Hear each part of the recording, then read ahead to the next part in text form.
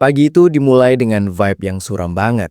Si Hinako bangun tidur dengan muka yang bener-bener nggak ada semangat hidup, kayak lagi nanggung beban berat banget di pundaknya. Ternyata hari ini tuh peringatan meninggalnya orang tua dia. Pas ngecek HP, bibinya ngabarin soal itu, bikin mood dia makin hancur. Dia cuma bisa natap foto keluarganya dengan tatapan kosong.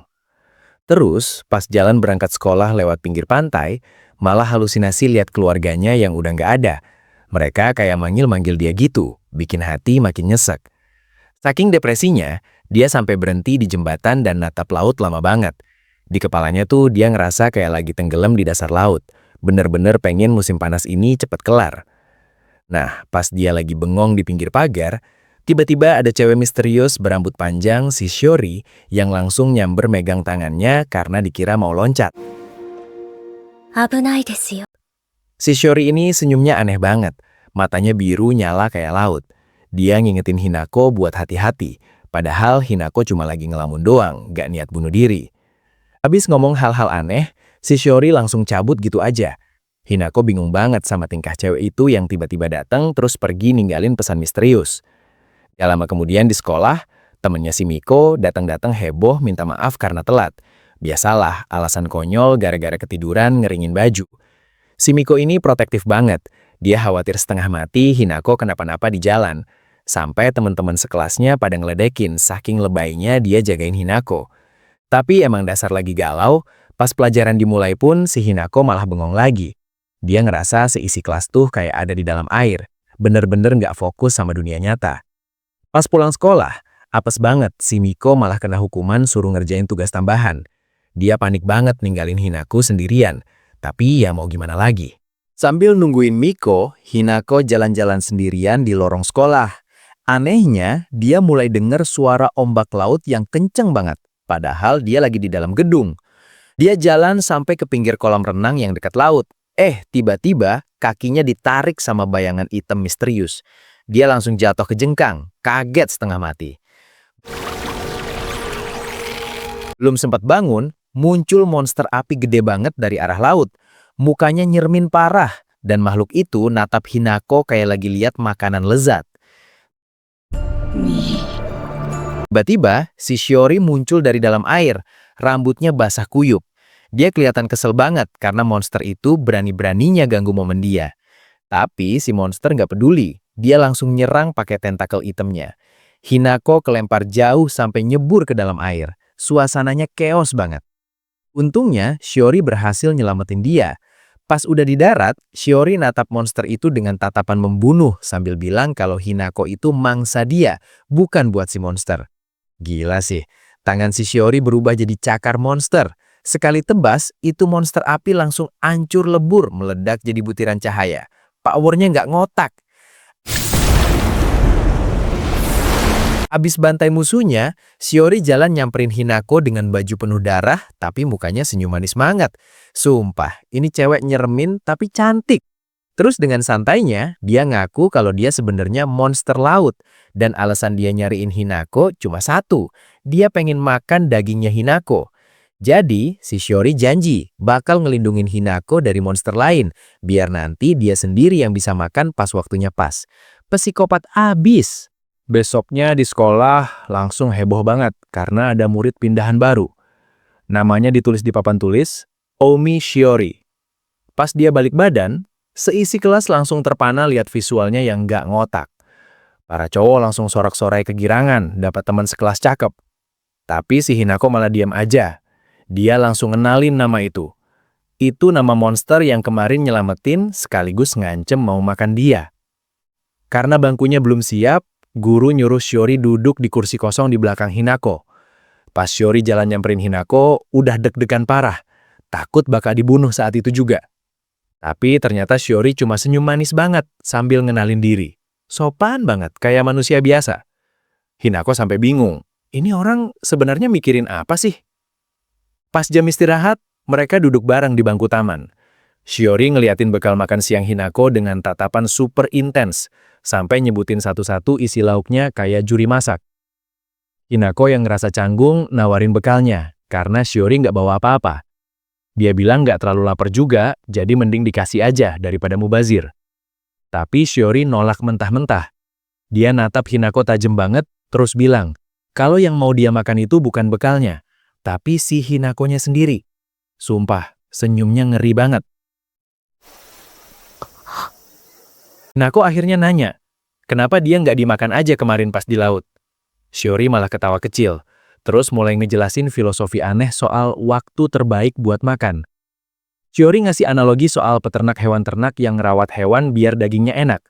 Katanya manusia juga sama, harus dirawat, dijaga dari stres, biar pas dimakan rasanya maksimal. Dengar itu, Hinako langsung ninggalin bekalnya dan pergi gitu aja. Shiori dengan santainya malah nyomot telur dadar dari bekal Hinako, makan dengan nikmat seolah nggak ada dosa. Hinako kabur ke pinggir kolam, frustrasi banget. Dia sebenarnya udah capek hidup dan pengen mati cepet. Malah ketemu monster yang perfeksionis dan nunda-nunda kematiannya. Besok paginya, si Miko datang dengan heboh banget. Dia lari-lari di lorong sampai ditegur guru. Terus pas masuk kelas, dia shock berat lihat ada orang asing duduk di dekat bangkunya. Miko langsung ngegas nanya siapa itu cewek yang duduk di sana. Ternyata Miko salah paham. Dia kira kursinya diambil. Padahal dia cuma dipindahin guru ke kursi paling depan karena berisik. Pas tahu dia dipindah ke kursi spesial di depan meja guru, Miko langsung histeris nggak terima. Jaraknya jadi jauh banget sama Hinako, bikin dia makin kesel sama si murid baru. Hinako ngenalin mereka berdua, tapi suasananya langsung panas. Miko sama Shiori saling lempar senyum palsu yang ada percikan listriknya. Fix bakal jadi rival nih. Pas Miko dipanggil guru, Hinako langsung mohon ke Shiori buat jangan makan Miko. Soalnya Miko itu satu-satunya temen yang tulus dan gak mandang dia aneh setelah kecelakaan itu.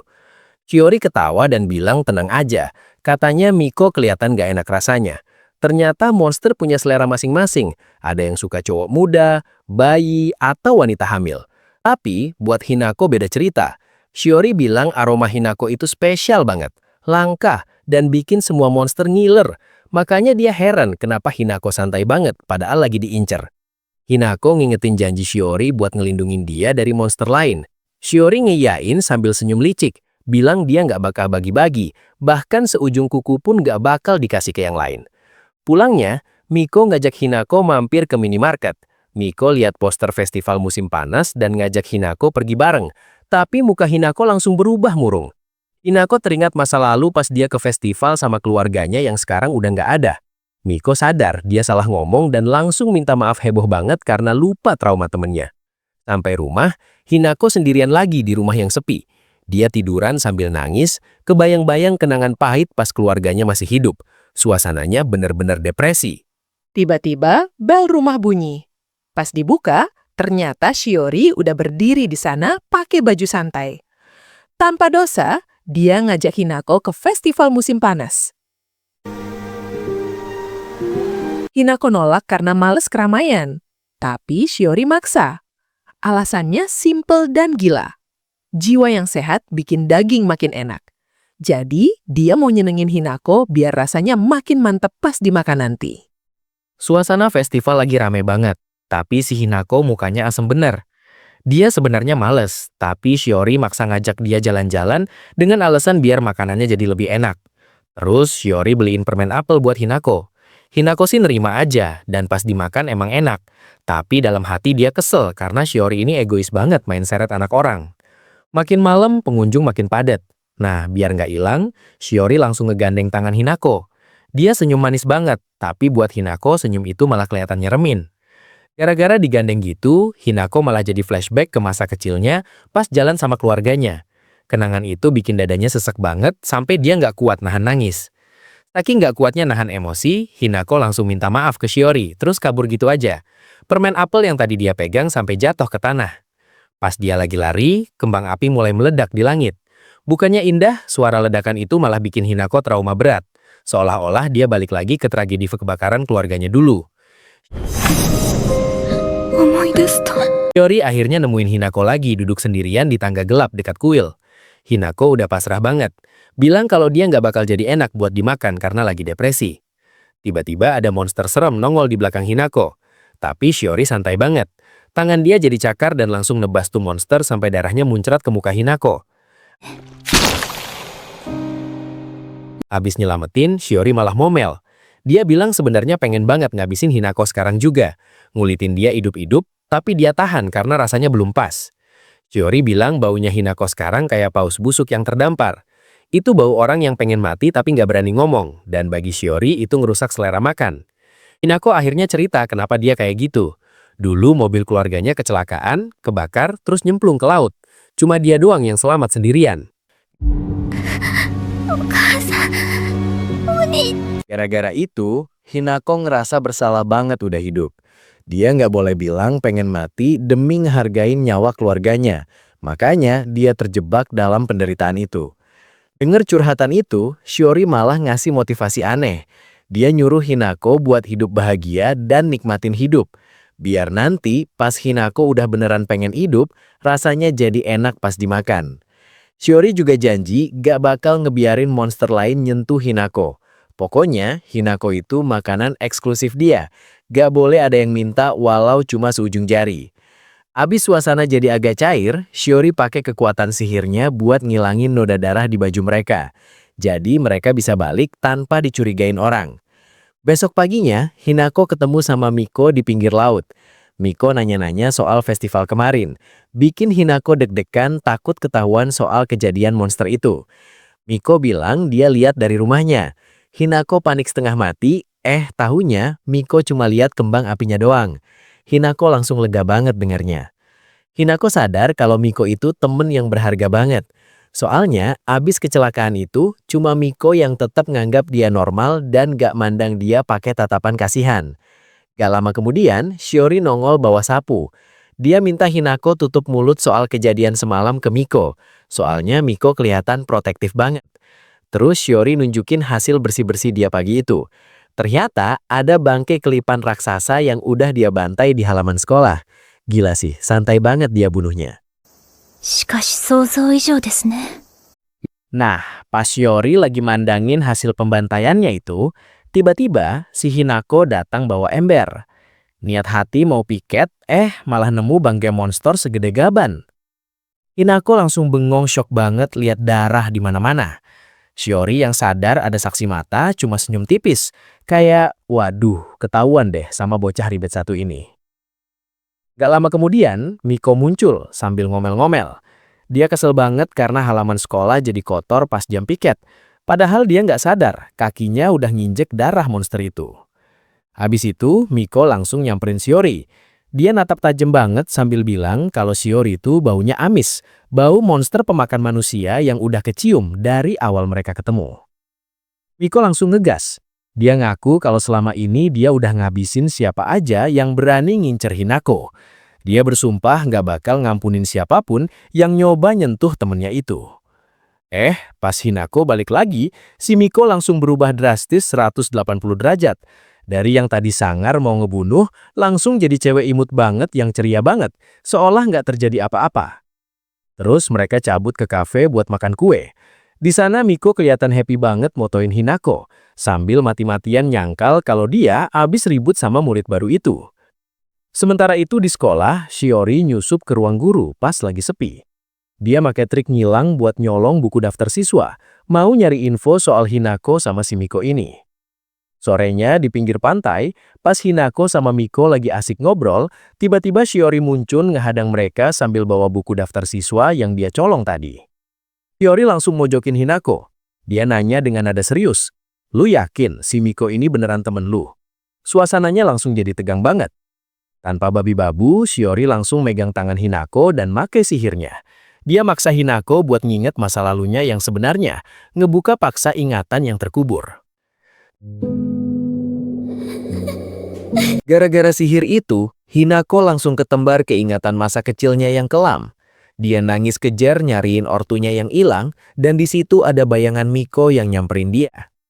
Balik ke dunia nyata, Shiori langsung ngebeberin faktanya. Dia bilang kalau Miko itu cuma eksistensi palsu yang nyamar jadi manusia. Bahkan data dirinya di sekolah aja hasil manipulasi sihir. Hinako mulai bingung parah. Shiori terus nyerang pakai logika. Nanya, "Lu pernah nggak main ke rumahnya? Atau tahu nggak keluarganya siapa?" Yang bikin Hinako sadar kalau dia nggak tahu apa-apa soal Miko. Shiori makin sadis. Dia nunjukin kalau nama Miko di daftar siswa itu cuma ilusi. Kertasnya langsung hancur jadi debu atom, bukti kalau keberadaan Miko itu nggak valid. Suasana makin kacau. Tiba-tiba, duar, ledakan gede banget muncul di sekitar mereka sampai debu beterbangan. Miko udah nggak bisa nahan emosinya lagi dan mulai ngamuk. しおりさん、ミコちゃん。 Dari dalam debu itu, Miko natap mereka dengan tatapan membunuh. Dia benar-benar murka karena rahasianya dibongkar dan Hinako dipaksa ingat hal yang nyakitin. Akhirnya wujud asli Miko keluar. Dia berubah jadi monster rubah raksasa warna emas yang nyeremin banget, siap buat nyabik-nyabik si Shiori yang malah senyum nantangin. Oke, kita rehat sebentar ke segmen bonus yang lebih santai. Ini ceritanya flashback pas Miko ngajarin Hinako masak, soalnya dia prihatin Hinako makan makanan konbini mulu. Tapi ya gitu, skill masak Hinako tuh hancur parah.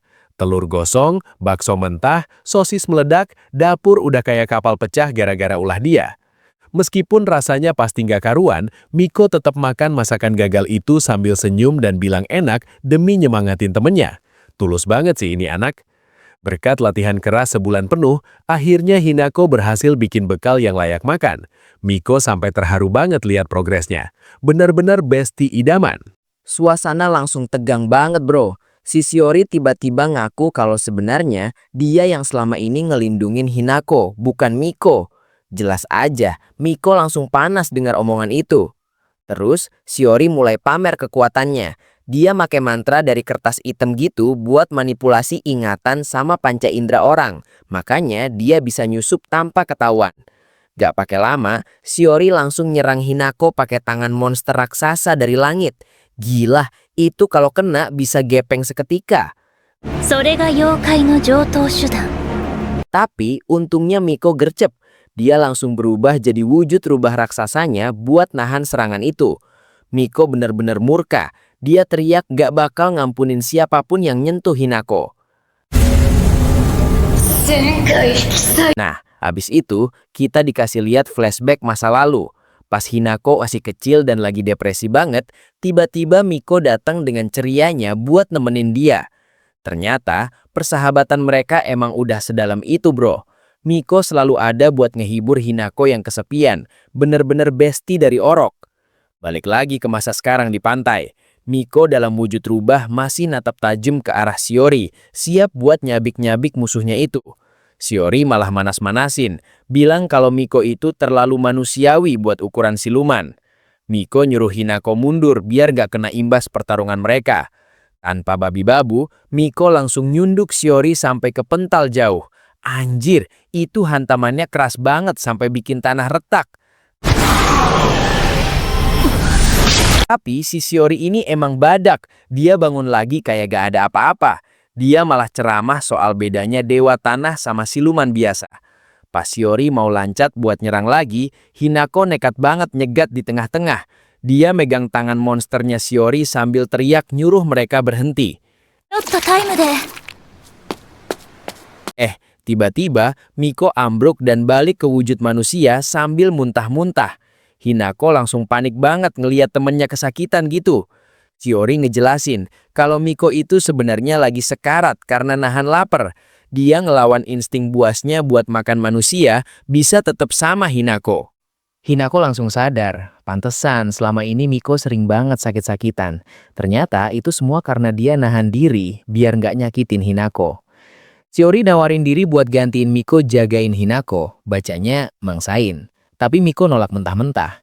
Dia bersumpah bakal ngelindungin Hinako sampai akhir. Terus kita dikasih lihat flashback lagi, pas keluarganya Hinako doa di kuil. Sedih banget, mereka minta keselamatan tapi akhirnya malah meninggal semua kecelakaan. Miko akhirnya ngaku kalau dia udah ngawasin keluarganya Hinako dari dulu. Dia ngerasa bersalah banget karena nggak bisa ngabulin doa mereka buat nyelamatin keluarganya. Walaupun Shiori ngejek dia cuma monster, Miko tetap pada pendiriannya. Dia ngaku emang dulu pemakan manusia, tapi sekarang dia milih buat ngelindungi kota ini. Miko minta maaf sambil nangis karena udah bohongin Hinako, tapi Hinako motong omongannya. Dia nggak peduli Miko itu apa. Buat Hinako, Miko itu bukan monster, tapi matahari yang nyelamatin dia dari kegelapan pasca ditinggal keluarganya. Sumpah, ini momennya nyentuh banget. Akhirnya mereka pelukan, bro. Miko kelihatan lega banget diterima apa adanya. Shiori yang ngeliat cuma bisa diam. Kayaknya dia nyerah gangguin mereka buat sekarang.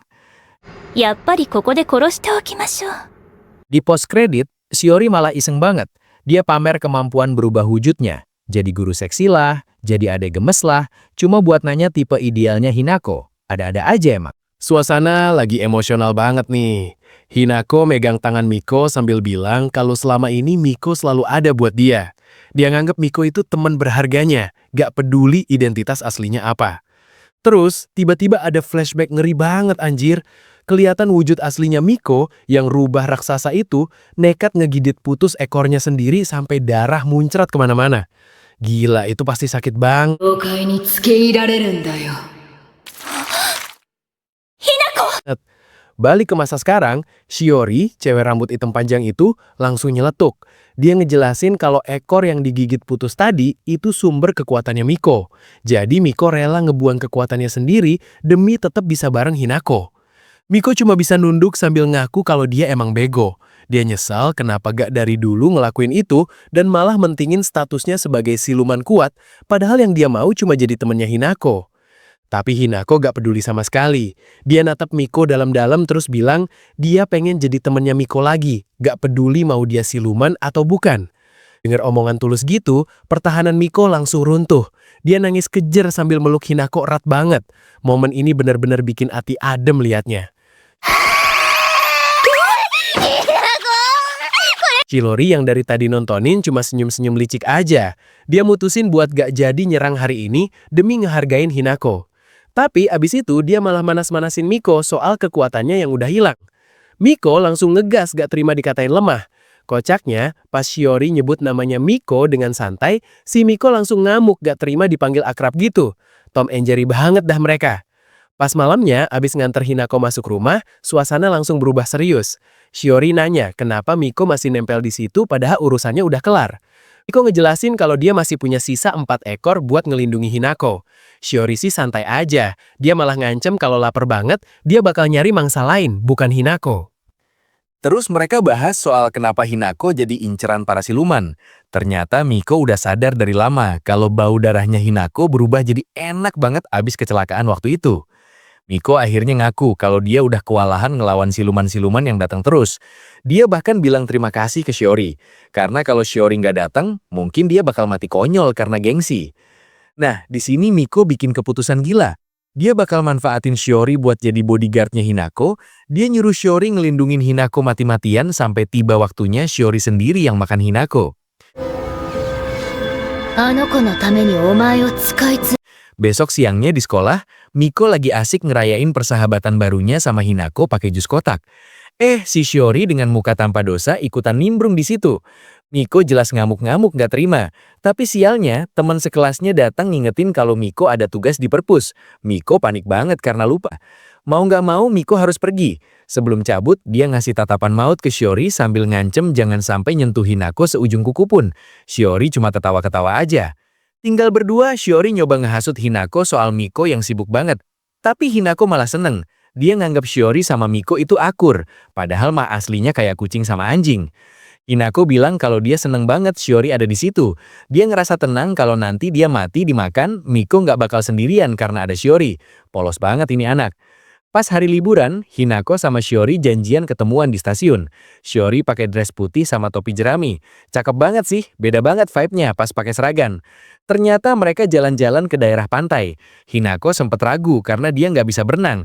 Tapi Shiori ngiyakinin kalau jalan-jalan doang juga asik juga kok. Terus ada flashback kocak pas Miko ngejelek-jelekin Shiori. Bilang kalau Shiori itu siluman laut yang amis dan serem. Tapi Shiori bales ngatain Miko bau binatang. Emang nggak ada akur-akurnya mereka. Balik ke pantai, Shiori ngelihat Hinako kepanasan. Dia langsung masangin topinya ke Hinako sambil janji bakal jadi peneduh buat Hinako sampai dia bisa senyum lagi di bawah matahari. Lagi asik-asik momen romantis, tiba-tiba hujan deras turun. Mereka langsung lari neduh. Shiori kelihatan kesel banget karena cuacanya ngerusak suasana. Suasana lagi kacau banget. Tiba-tiba hujan deras turun ngerusak momen jalan-jalan mereka. Si Shiori kelihatan bete abis. Terus dia langsung gandeng tangan Hinako buat nyari tempat neduh. Mereka lari-larian di tengah hujan. Hinako sempat ngusulin buat neduh di toko oleh-oleh, tapi Shiori malah ngajak ngejauh dari laut. Katanya bahaya kalau diem di situ lama-lama. Bener aja dong, pas mereka lihat ke arah laut yang gelap, tiba-tiba muncul tangan-tangan pucat nyeremin dari dalam air. Shiori bilang itu kumpulan arwah penasaran yang mati di laut. Shiori langsung nutup mata Hinako pakai tangannya. Dia nggak mau Hinako ngeliat pemandangan horor itu. Katanya sih arwah-arwah itu cuma berisik doang, tapi nggak bakal nyelakain manusia. Tapi Hinako malah kebayang masa lalunya yang kelam. Dia ngeliat bayangan api di matanya sendiri.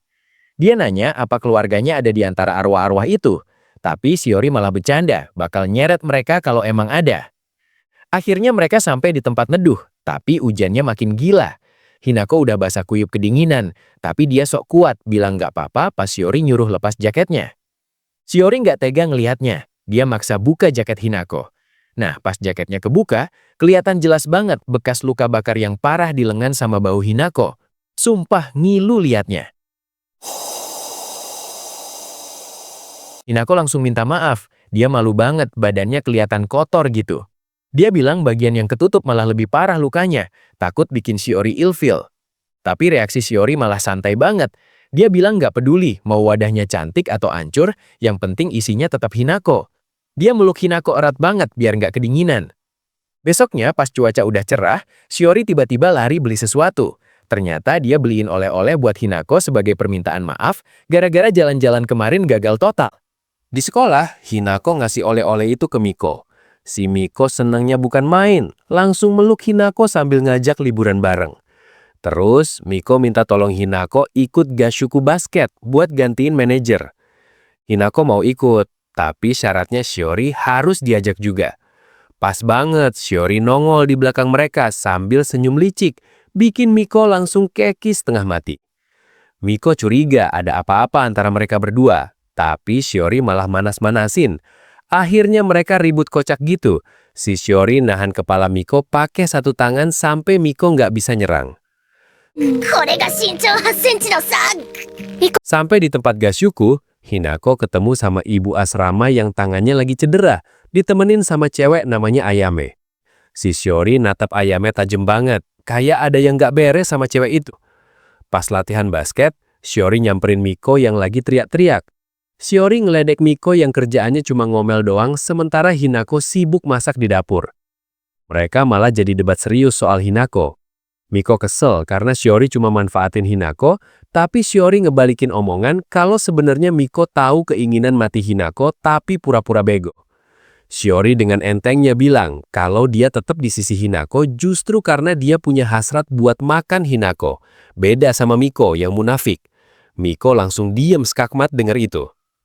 Di dapur, Ayame muji masakan Hinako terus nanya-nanya soal Shiori. Hinako jawabnya agak ragu. Dia bilang kalau hubungannya sama Shiori itu cuma sebatas saling manfaatin doang, bukan temen beneran. Balik keluar, Shiori ngasih tahu ke Miko kalau si Ayame itu baunya aneh. Katanya baunya kayak luka yang dijilat. Fix banget ini cewek bukan manusia biasa. Malamnya di kamar, Miko pamer jepit rambut dari Hinako. Shiori langsung ngerusak suasana bikin Miko kesel lagi. Pas mau mandi bareng, Shiori nolak ikut dengan alasan masih ada kerjaan manajer. Dia nyuruh Hinako duluan aja sama yang lain. Padahal mukanya kelihatan lagi ngerencanain sesuatu. Ternyata Hinako nungguin Shiori di lorong sepi. Shiori akhirnya ngaku kalau dia bohong soal kerjaan, cuma buat ngehindar. Hinako bingung kenapa Shiori sebaik itu sama dia. Shiori megang dagu Hinako terus natep tajam. Dia negasin kalau semua kebaikan yang dia lakuin itu bukan buat Hinako, tapi murni buat kepuasan dirinya sendiri sebagai monster yang egois. Malam-malam di lorong asrama yang sepi, si Miko lagi nyegat Shiori. Mukanya serius banget, dia langsung nembak pertanyaan soal Hinako. Curiga banget kalau Shiori sebenarnya tahu sesuatu. Miko makin ngegas, dia yakin banget Shiori sengaja ngajak Hinako pergi karena tahu soal bekas luka di badannya. Tapi Shiori nanggepinnya santai banget, malah kayak nggak peduli sama sekali. Abis Shiori pergi, Miko masih diam di situ, kesel banget. Dia ingat omongan bibinya Hinako soal kecelakaan parah yang bikin Hinako selamat sendirian. Dan itu bikin dia makin curiga sama motifnya Shiori. Besoknya, Hinako lagi di gudang bantuin Ayame milihin kentang. Suasananya adem ayem. Si Ayame malah curhat colongan soal dia yang sebenarnya cuma ibu tiri. Nah, pas lagi asik ngobrol, tiba-tiba Ayame ngejatuhin kotak kardus gitu. Isinya ternyata kapak gede yang udah karatan. Suaranya bikin kaget banget. Ayame mungut kapak itu sambil senyum creepy. Dia mulai ngomong aneh-aneh soal luka kena kapak karatan yang katanya sakit banget. Bikin Hinako langsung ngerasa ada yang gak beres. Saking takutnya lihat gelagat Ayame yang makin nyeremin, Hinako langsung lari kenceng ninggalin gudang itu. Dia panik banget sampai napasnya ngos-ngosan. Pas lagi lari di lorong, dia sempat papasan sama Miko dan Shiori. Miko bingung lihat Hinako ketakutan gitu, tapi Hinako nggak sempet jelasin dan terus kabur. Hinako lari sampai masuk ke hutan gelap, tapi sialnya dia malah kesandung akar pohon. Pas dia noleh ke belakang, si Ayame udah berdiri di situ sambil bawa kapak. Gila sih ini. Tiba-tiba badan Ayame kebelah dan berubah wujud. Dari perutnya keluar mulut monster gede sama tentakel-tentakel menjijikan. Fix, dia bukan manusia. 妖怪。 Ayame yang udah berubah jadi monster itu mulai ngoceh. Dia bilang sebenarnya dia malas makan manusia. Tapi bau darah Hinako itu spesial banget sampai bikin dia ngiler. Gak pakai lama, tentakelnya Ayame langsung nyabet-nyabet mau nangkap Hinako. Hinako cuma bisa ngehindar sebisa mungkin sambil ketakutan setengah mati. Tapi akhirnya Hinako kepepet juga. Kapaknya Ayame berhasil ngenain lengannya Hinako sampai darahnya muncrat kemana-mana. Sakit banget pasti itu. こぼしちゃって。もったいないもったい。 Pas Ayame udah siap mau ngunyah Hinako, tiba-tiba ada bayangan hitam muncul. Itu Shiori. Dia datang tepat waktu buat ngadang serangannya Ayame. Shiori langsung berubah wujud jadi kerangka duyung raksasa yang nyeremin abis. Dia ngamuk dan langsung nyerang balik ngegigit kepala monsternya Ayame sampai putus. Sadis. サンゴのような大きな角。 Abis musuhnya tewas, Shiori balik lagi ke wujud manusianya. Dia nyamperin Hinako yang masih syok berat sambil megangin tangannya yang luka. Yang bikin merinding, Shiori malah ngejilat darah di lukanya Hinako. Mukanya langsung berubah kecewa. Katanya rasa darahnya nggak enak karena udah kecampur darah duyung lain. Besok paginya di asrama, Miko nangis kejar ngelihat tangan Hinako diperban. Dia ngerasa gagal ngelindungin temennya. Padahal Hinako udah bilang dia nggak apa-apa. Gak lama kemudian, Hinako ketemu Ayame yang udah balik jadi manusia biasa. Ayame minta maaf, tapi alasannya bikin kesel. Dia nggak jadi makan Hinako karena rasanya udah nggak murni lagi. Terakhir, Shiori nyamperin Hinako lagi. Dengan dingin dia bilang kalau semua yang dia lakuin itu bukan karena mereka temen, tapi semata-mata karena Hinako itu makanannya dia. Posesif banget sih. Balik lagi ke sekolah. Suasananya lagi santai banget nih. Si Miko sama Hinako lagi makan siang bareng di bangku taman, nikmatin bekal yang katanya enak banget. Tapi si Hinako malah bengong doang. Pikirannya melayang kemana-mana, pasti masih kepikiran soal kejadian kemarin sama si Shiori. Akhirnya Hinako buka mulut. Dia cerita ke Miko soal kemungkinan kalau di dalam tubuhnya itu beneran ngalir darahnya si Shiori. Si Miko langsung skeptis dong. Dia ngebayangin wujud Ninggyo tuh serem kayak mumi kering.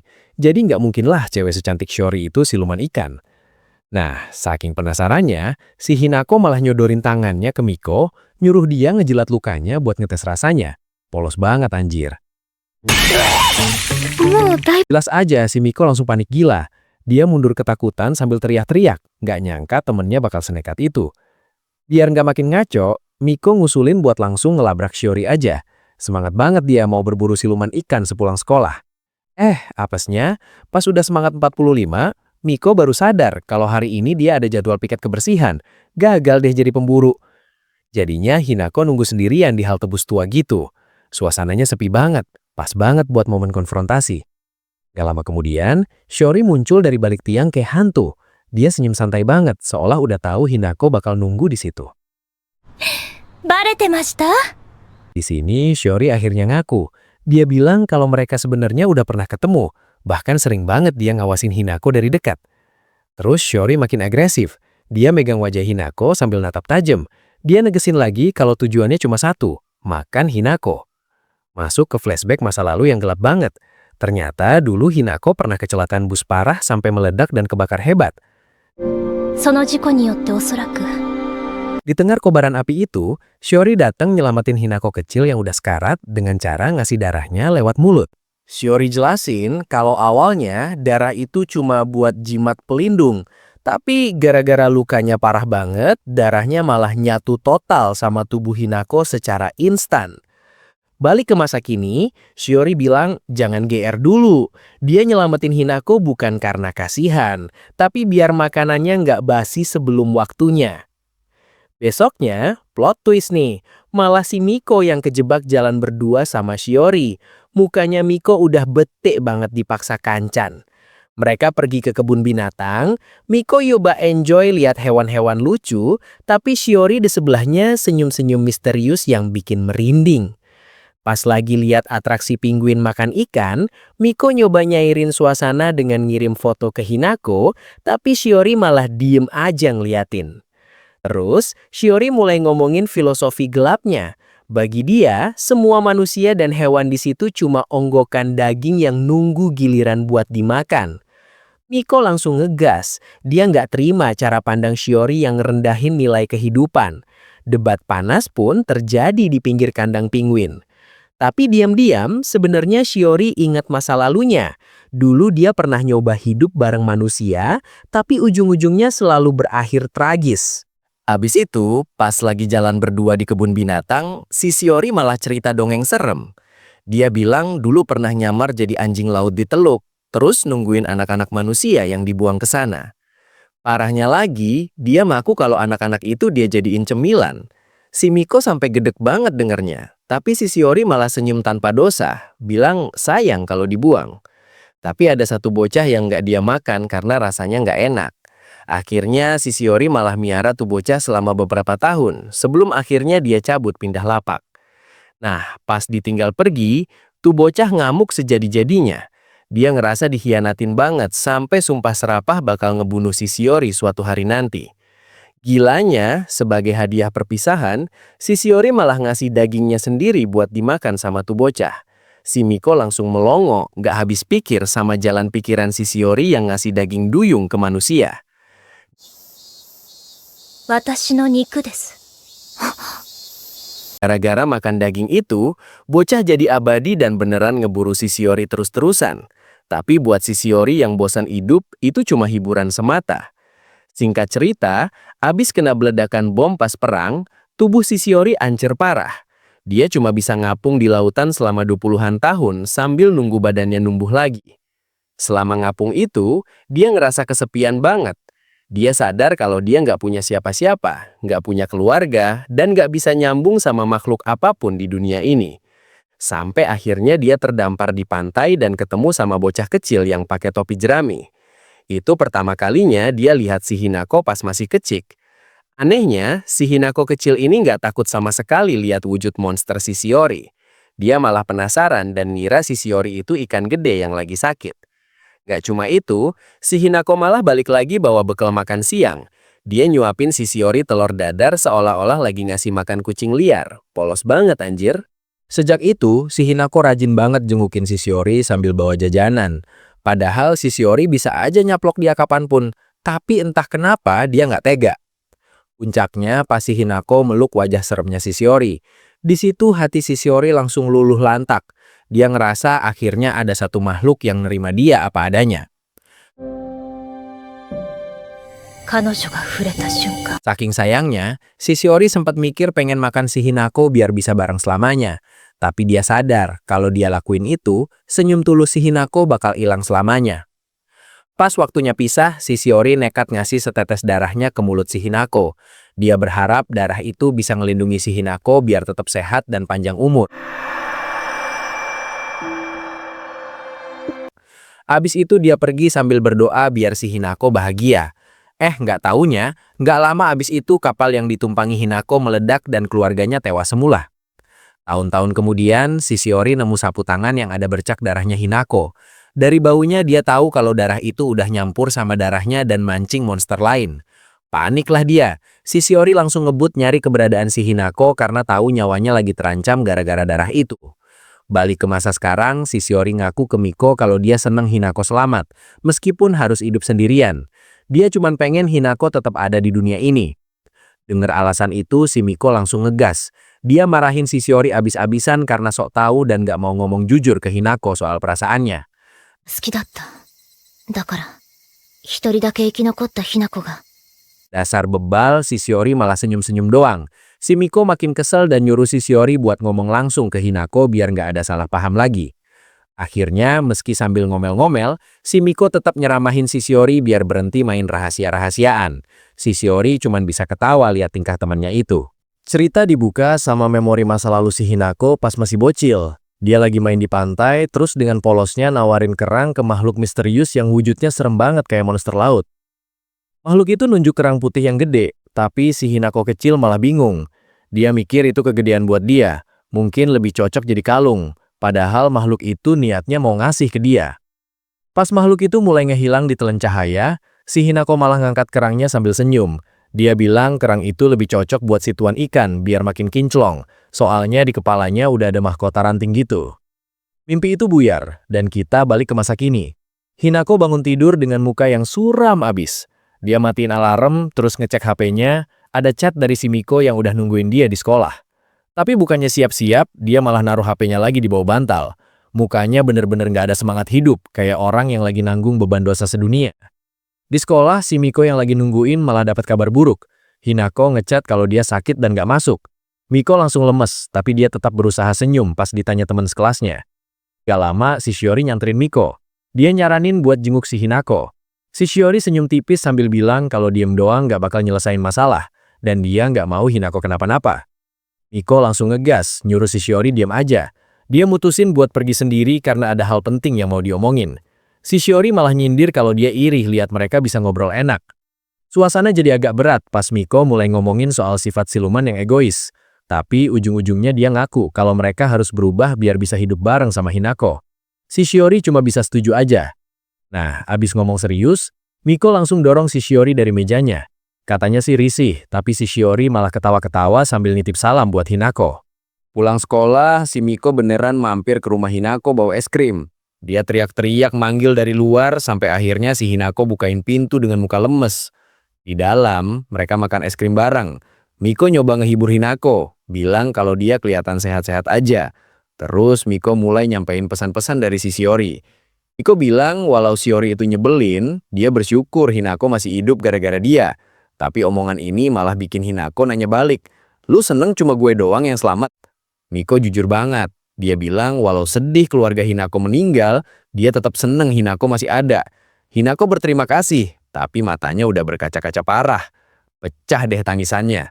Si Hinako akhirnya ngaku kalau sebenarnya dia ngerasa bersalah banget dan pengen mati bareng keluarganya waktu itu. Miko langsung meluk dia erat-erat. Sudah malam, Miko pamit pulang dengan berat hati. Dan bener aja firasat gua, gak lama abis Miko pergi, si Hinako malah keluar rumah malam-malam pakai seragam sekolah. Di jalan lain, si Miko ketemu sama si Shiori. Miko langsung nyemprot si Shiori, nanya gimana perasaannya ngadepin Hinako yang lagi hancur gitu. Shiori cuma bisa diem, mukanya frustasi abis. Sementara itu, si Hinako udah sampai di pinggir laut pas hujan deres. Dia jalan di atas tanggul pemecah ombak. Bener-bener kayak orang yang udah nggak peduli sama nyawa sendiri. Di situ dia mulai halusinasi, dengar suara-suara keluarganya yang manggil dia. Dia lihat tangan-tangan hitam muncul dari air, seolah-olah ngajak dia buat nyebur ke laut yang mengerikan.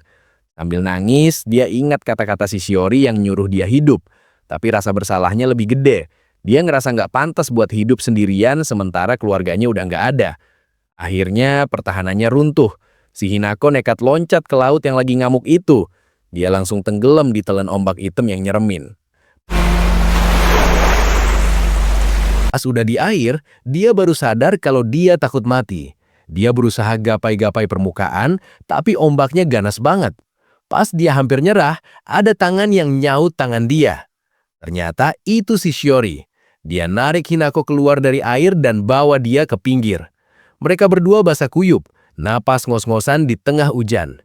Si Shiori langsung nyekek leher Hinako, tapi bukan mau bunuh. Dia marah besar, matanya sampai nyala kuning. Dia nggak terima kalau Hinako nyerahin nyawanya ke makhluk-makhluk laut itu. Hujan-hujanan deras banget. Shiori nangis kejer di depan Hinako. Dia akhirnya ngaku kalau sebenarnya dia nggak pernah mau Hinako ingat soal masa lalu mereka. Terus flashback bentar ke masa kecil. Pas Hinako pertama kali lihat wujud asli Shiori yang serem kayak monster laut. Ajaibnya, bocil Hinako malah nggak takut sama sekali, malah takjub. お魚さん、この海 Balik ke sekarang, Shiori bilang, harapan aslinya tuh simple banget. Dia cuma pengen Hinako hidup normal, ngelupain dia, dan bahagia. Itu doang. Tapi pas mereka ketemu lagi pas udah gede, Hinako malah depresi pengen mati. Makanya Shiori terpaksa bohong bilang mau makan dia, biar Hinako punya alasan buat bertahan hidup. Shiori ngulangin lagi kata-katanya. Gua datang buat makan lu. Tapi kali ini nadanya sedih banget, kayak orang yang udah kehabisan cara. Dia mohon-mohon biar Hinako senyum lagi kayak dulu. Tapi Hinako malah nepis tangan Shiori kasar banget. Mukanya udah capek sama semua ini. Di sini Hinako mulai ngegas. Dia muak banget dengar omongan manis Shiori. Dia bilang pertemuan mereka tuh cuma kebetulan, nggak ada yang spesial. Hinako makin nyolot, teriak-teriak nyuruh Shiori pergi aja. Dia kesel karena Shiori cuma omdo mau makan dia tapi nggak dilakuin, malah ngalangin dia buat mati. Saking frustasinya, Shiori langsung nindih Hinako ke tanah. Dia teriak kenceng banget nyuruh Hinako hidup, tapi Hinako tetap nolak sambil nangis-nangis. 死ぬな Lihat Hinako yang udah pasrah banget kayak mayat hidup, Shiori sadar kalau dipaksa doa nggak bakal mempan. Dia harus pakai cara lain. Akhirnya Shiori ngasih tawaran gila. Dia janji beneran bakal makan Hinako. Tapi syaratnya Hinako harus bahagia dulu kayak dulu lagi. Hinako masih skeptis. Buat apa? Tapi Shiori senyum licik. Dia mulai mainin logika Hinako biar masuk perangkap dia. Shiori ungkit omongan Hinako soal tragedi. Katanya mati yang paling tragis itu pas lagi bahagia-bahagianya, terus dicabut nyawanya, kan? Jadi menurut Shiori, mending Hinako bangun harapan dulu baru dimatiin, daripada mati pas lagi suram gini. Logikanya twisted banget anjir. Biar Hinako percaya 100%, Shiori nekat ngegigit jarinya sendiri sampai berdarah. Terus darahnya itu dipaksa masuk ke mulut Hinako sebagai tanda kontrak. Hinako akhirnya nelen darah itu. Udah satu janjinya. Shiori senyum puas, bilang kalau Hinako tuh jahat banget, bikin dia sampai berkorban gini. Suasana sempat canggung bentar pas si Miko muncul dengan muka bingung, ngelihat drama berat barusan. Dia sampai speechless gitu. Abis kontrak itu, Shiori negasin lagi. Sekarang Hinako nggak boleh bunuh diri atau mati konyol, soalnya nyawanya udah di-booking sama Shiori. Pas jalan pulang, Shiori curhat ke Miko. Dia bilang janji makan itu sebenarnya cuma pancingan doang, biar Hinako semangat hidup lagi. Shiori juga ngaku kalau dia agak dendam dikit gara-gara Hinako udah nyuri ciuman darahnya tadi. Jadi dia mau balas ngerjain Hinako. Terakhir, Shiori senyum ngeri sambil bilang, lagian lu sekarang rasanya nggak enak.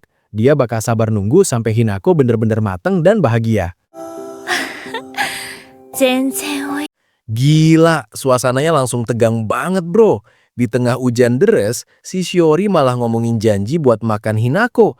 Sampai ngejilat darah di leher Hinako, tapi habis itu malah ngeledek kalau rasanya nggak enak sama sekali. Nah, pas lagi momen aneh gitu, si Miko dateng mecah suasana. Shiori dengan santainya bilang kalau dia sengaja nunda makan Hinako biar tuh anak bisa hidup lebih lama. Alasannya sih biar rasanya makin mantep, tapi kayaknya ada udang di balik batu deh. Abis kejadian itu, Hinako lagi ngelamun di kamar mandi mikirin nasibnya. Di tempat lain, si Miko malah dapat notif di HP-nya. Mukanya langsung sumringah banget kayak abis menang lotre. Ternyata mereka liburan ke Dogo Onsen. Tapi pas baru nyampe, Hinako malah halusinasi lihat keluarganya yang udah nggak ada. Sumpah sedih banget anjir. Dia sampai mau ngejar bayangan mereka sebelum sadar kalau itu cuma ilusi. Pas Hinako lagi bengong, tiba-tiba si Shiori nongol dong. Si Miko langsung ngegas. Kesel banget kenapa musuh bebuyutannya bisa ikutan liburan. Padahal niatnya mau having fun berdua doang sama Hinako. Keributan berlanjut pas Miko mau motoin Hinako. Si Shiori dengan muka watadosnya malah nyelonong masuk frame. Miko langsung ngamuk-ngamuk, gak terima hasil fotonya dirusak sama penampakan si Shiori. Biar adil, akhirnya mereka sweet buat nentuin siapa yang boleh foto bareng Hinako. Dan ya, si Shiori yang menang. Lihat tuh mukanya Miko, gondok banget kalah saing sama hantu satu ini. Habis itu mereka jajan kroket. Hinako yang polos langsung gigit panas-panas, lidahnya melepuh. Si Miko malah gercep banget motoin muka aibnya Hinako. Emang temen laknat sih, tapi seru. Ternyata, liburan ini tuh jatahnya manajer basket yang gak bisa ikut, jadi dikasih ke Miko. Si Miko ngajak Hinako biar bisa refreshing. Si Shiori malah ngintil alasannya hadiah dari kejadian sebelumnya. Pas lagi jalan-jalan di pasar, Shiori bilang kalau daerah situ aman karena dia kenal sama penguasa setempat. Si Miko cuma bisa geleng-geleng kepala denger omongan absurd si Shiori. Terus ada nenek-nenek minta tolong videoin pakai HP. Si Miko yang emang dasarnya baik langsung bantuin dengan sabar. Shiori ngeliatin dari belakang sambil senyum-senyum. Kayaknya dia mulai respect sama sifatnya Miko. Mereka mampir ke toko aksesoris. Shiori milihin jepit rambut mutiara buat Hinako. Tapi Hinako malah milihin jepit bentuk tulang ikan buat Shiori. Anjir, selera humornya Hinako boleh juga, nyindir secara halus tuh. Di sini kocak banget. Miko malah jadi guru privat dadakan ngajarin Shiori pakai smartphone. Shiori yang gaptek cuma bisa senyum-senyum doang diledekin sama Miko. Abis itu si Shiori malah mau beli sake, padahal tampangnya anak SMA. Untung diingetin sama Miko kalau mereka masih bocil. Akhirnya mereka foto bareng maskot jeruk yang lucu banget. Lanjut ngerendam air panas sambil makan malam mewah. Gila, nikmat banget hidup mereka hari ini. Bener-bener definisi healing yang sesungguhnya. Nyampe kamar, si Miko langsung tepar di kasur empuk, males gerak banget. Hinako juga kelihatan happy banget abis mandi. Suasananya damai, beda banget sama ketegangan di awal tadi. Dasar Miko, mentang-mentang mager dia nyuruh Hinako sama Shiori buat beli es krim keluar. Padahal dia sendiri yang pengen, tapi jadi bos nyuruh-nyuruh orang. Pas jalan keluar, mereka nemu sungai yang penuh kunang-kunang. Cantik banget gila. Hinako sampai terpaku. Shiori ngejelasin kalau kunang-kunang itu kayak jiwa yang gentayangan. Puitis tapi agak creepy sih. Di tengah pemandangan indah itu, Hinako nanya hal serius. Dia penasaran apa Shiori beneran gak jadi makan dia. Shiori ngeiyain dan Hinako akhirnya ngaku kalau sebenarnya dia seneng bisa liburan gini. Hinako sempat keinget masa lalunya yang kelam pas kebakaran itu. Tapi dia sadar, meskipun punya trauma berat, dia tetap bisa ngerasain bahagia sekarang. Momen ini deep banget sih buat perkembangan mentalnya. Shiori akhirnya jujur. Dia milih buat ngejaga Hinako yang sekarang daripada nunggu masa depan yang gak pasti. Terus dia gandeng tangan Hinako buat balik ke penginapan. Sweet banget penutupnya, kayak kakak ade beneran.